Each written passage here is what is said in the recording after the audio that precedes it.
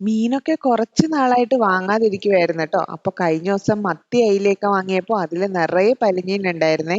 അപ്പൊ ഇന്ന് പനിഞ്ഞീൻ ഫ്രൈ ഒക്കെ കൂട്ടി നല്ലൊരു ചട്ടിച്ചോറുണ്ടാലോ.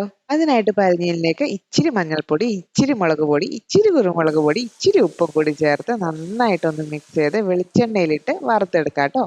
ആളൊരു ഇച്ചിരി ലോലനായതുകൊണ്ട് തന്നെ പതിയെ തിരിച്ചും മറിച്ചൊക്കെ ഇട്ട് കേടുപാടൊന്നും കൂടാതെ വറുത്തെടുക്കണേ. ഇനി ഇതാ കുടംപുളിയൊക്കെ ഇട്ട് വറ്റിച്ച് വെച്ച തലേ ദിവസത്തെ മത്തിക്കറി ഉണ്ട്. അതിലേക്ക് കുറച്ച് ചോറും കൂടി ചേർത്ത് നന്നായിട്ടൊന്ന് മിക്സ് ചെയ്യാം. അടുത്തതായിട്ടൊരു സ്പെഷ്യൽ ഐറ്റം ആണേ, സാൾട്ടിയുടെ വയനാട് സ്പെഷ്യൽ തുറമാങ്ങ. നല്ല ഉപ്പും എരിവും പുളിയും ഒക്കെ ഉള്ള കിടുക്കാച്ചി ഐറ്റം. തൈരും കൂടി കൂട്ടിയാണ് ട്ടോ കഴിക്കേണ്ടത്. കൂടെ നമ്മുടെ പലിഞ്ഞി ഫ്രൈ, മത്തി ഫ്രൈ, പിന്നെ സാൾട്ടിയുടെ തന്നെ നല്ല കണ്ണിമാങ്ങ അച്ചാറും എല്ലാം കൂടി ചേർത്ത് ഒരു പിടി പിടിച്ചാലുണ്ടല്ലോ ഒരു രക്ഷയില്ലാത്ത ടേസ്റ്റ് ആണേ. കുറച്ച് നാള് മീൻ കഴിക്കാതിരുന്നപ്പോൾ ഉള്ള ആ ബുദ്ധിമുട്ട് ഇപ്പോഴാണ് ഒന്ന് മാറി കിട്ടിയത്.